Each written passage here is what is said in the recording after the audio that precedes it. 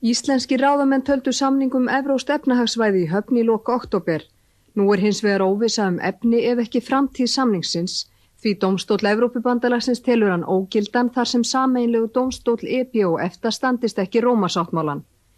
Við blasir að semja verði þetta ákvæði á ný, breyta Rómasáttmálanum eða hætta við allt saman.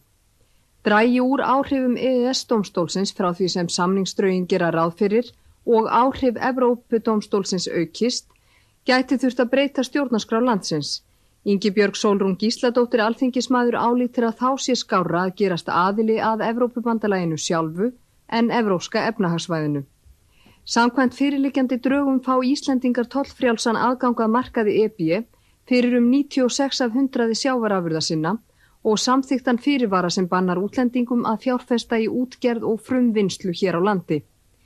Til að ná þessu varð að semja gagnkvæmar veiðiheimildir við Evrópubandalagið. Samtök atvinnurekenda í sjávarútvegi studdu það enda væri tryggt að uppistaðan í veiðum EB yrði langhali. Eftir að ljóst varð að bandalagið sætti sig aðeins við karfa, létu þeir af stuðningi sínum að minnsta kosti þar til endanlegu samningsteksti liggur fyrir.